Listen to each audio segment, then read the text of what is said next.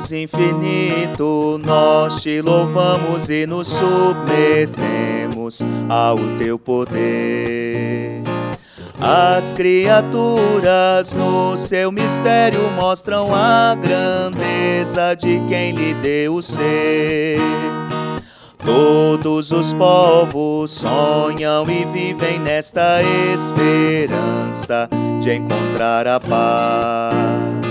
Suas histórias todas apontam para o mesmo rumo onde tu estás. Santo, Santo, Santo, Santo, Santo, Santo, Todo-Poderoso é o nosso Deus.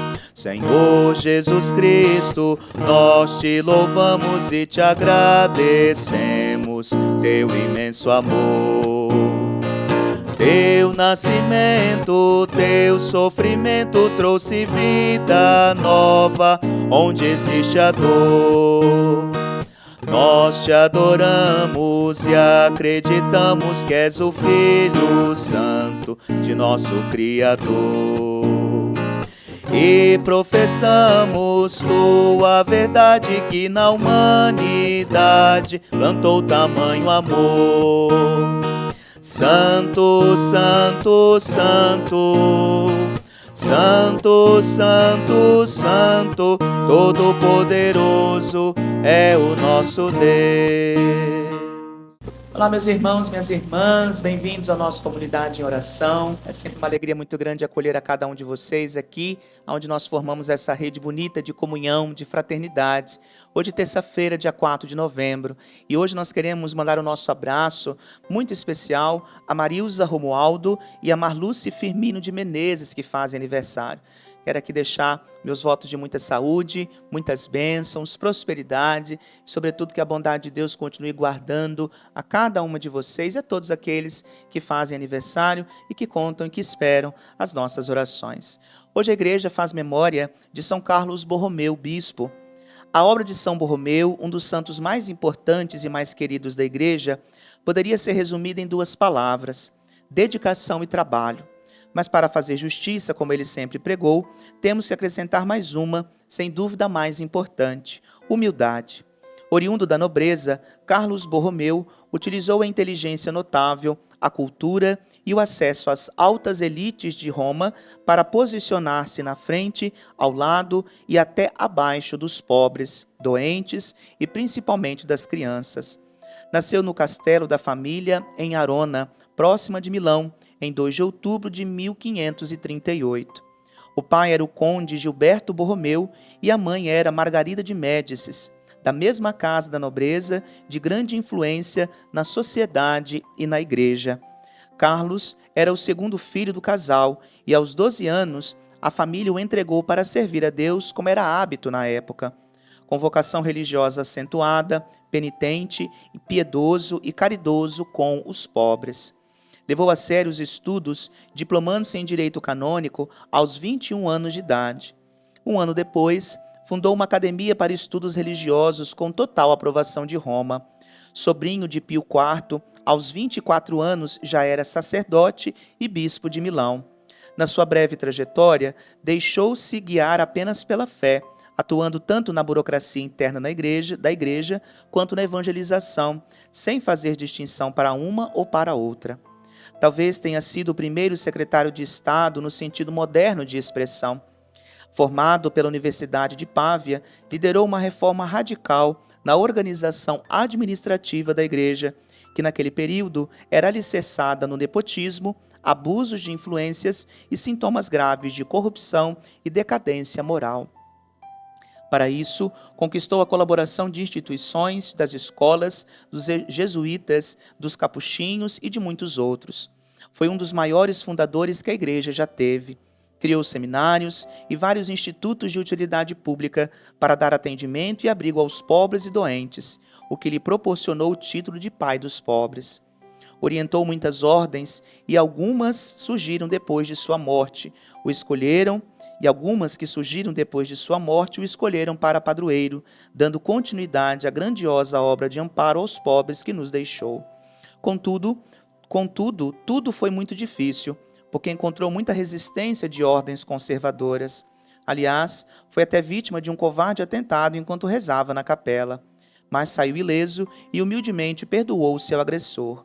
Chegou em 1576 e com ele a peste. Milão foi duramente assolada e mais de 100 padres pagaram com a própria vida as lágrimas que enxugaram de casa em casa. Um dos mais ativos era Carlos Borromeu. Visitava os contaminados, levando-lhes o sacramento e consolo, sem limites nem preocupações, num trabalho incansável que lhe consumiu as energias. Chegou a flagelar-se em procissões públicas, pedindo perdão a Deus em nome de seu povo. Até que um dia foi apanhado finalmente pela febre, que minou seu organismo lentamente.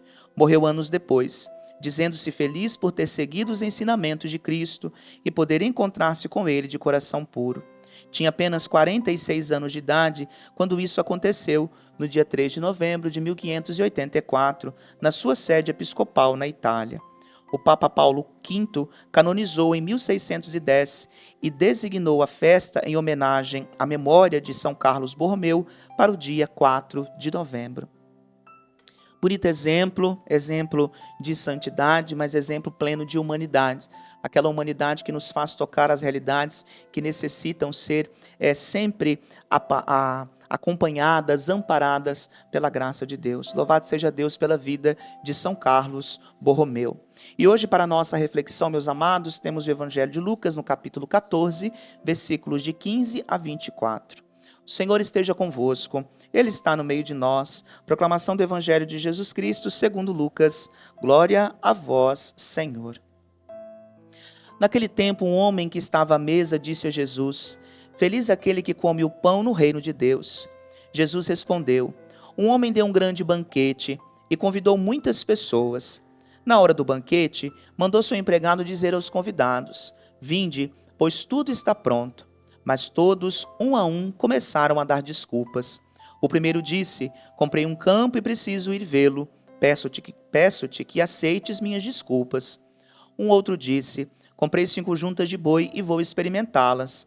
Peço-te que aceites minhas desculpas.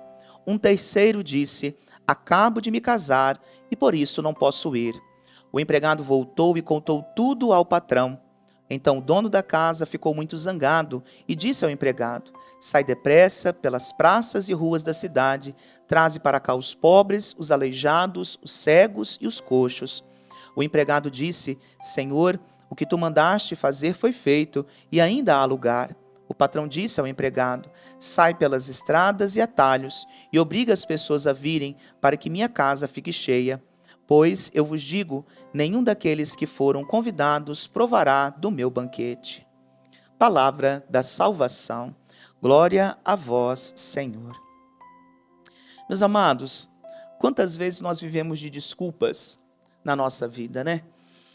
E eu não digo nem para participarmos de festas, eu digo até para a gente poder trilhar talvez um caminho de crescimento, quando a gente diz assim: mas eu não vou conseguir, mas eu não posso, mas isso é muito pesado. Às vezes nós achamos um problema para cada solução que a vida nos apresenta. E aí nós entramos numa neurose ou numa apatia a um processo que deveria ser de graça. Observem que a leitura do Evangelho, ela fala de graça. Não fala que era necessário pagar alguma coisa ou levar algo. Tudo estava preparado, era só chegar. Às vezes nós somos chamados a participar de coisas, até mesmo dos trabalhos pastorais, e nós achamos que a efetividade ou a eficácia naquilo que fazemos está em nós. Não está, gente. A eficácia está na palavra. A eficácia está na palavra, uma vez que ela entra no coração nosso, transforma a nossa vida, e aí nós vamos para o mundo colocando os nossos dons a serviço. Se nós pararmos para achar que as coisas estão na nossa capacidade, nós já vamos nos frustrar, porque nós não somos 100%.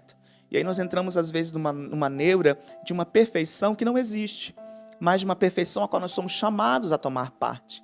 Imagina, fazer uma festa, a gente se achegar, comer, beber, dançar, se divertir e ir embora satisfeito. Essa é a vivência de comunidade. Nós deveríamos fazer isso da vida da comunidade e não um peso. Porque quem tem muitas seguranças não aceita o convite logo de cara, não diz o seu sim de modo generoso. Geralmente só diz sim aquele que é o pobre, porque não tem nada. E não tendo nada, fica mais fácil, não tendo nenhum condicionamento, fica mais fácil para responder ao chamado de Deus. E às vezes muitos dos condicionamentos que nós temos, ao invés de nos ajudar a colocar à disposição, são empecilhos. Então no dia de hoje, nós vamos pensar assim, olha, a cada convite recebido, que eu reflita para dizer sempre sim, nunca não. Que quando eu refletir, eu acolha aquilo que Deus deseja de mim com um sim generoso. E aí sim participar das alegrias da festa. Essa é a nossa vivência de comunidade e esse deveria ser os encontros que nós realizamos todos os dias de nossa vida. Então hoje o convite bate à sua porta e nosso Deus está esperando a sua resposta. Se for para refletir, como eu disse, que seja para dizer sim. O não deve fazer parte da nossa caminhada e da nossa relação com o nosso Deus. No dia de hoje, às 19 horas, eu celebro a Santa Missa aqui na Comunidade Matriz. Você e sua família são os nossos convidados a partilhar conosco deste momento de fé. O Senhor esteja convosco, Ele está no meio de nós. Por intercessão de São Carlos Borromeu, abençoe-vos o Deus Todo-Poderoso, Pai e Filho e Espírito Santo. Amém. Uma excelente terça-feira. Nos vemos amanhã com a graça de Deus. Grande abraço. Deus infinito, teu Santo Espírito renova o mundo sem jamais cessar. Nossa esperança, nossos projetos só se realizam quando Ele falar. Todo-Poderoso, somos o teu povo que na esperança vive a caminhar. Daqui sejamos teu povo santo que fará o mundo, teu trono, teu altar. Santo, Santo, Santo, Santo, Santo, Santo, Todo-Poderoso é o nosso Deus. Santo, Santo, Santo, Santo, Santo, Santo, Todo-Poderoso é o nosso Deus.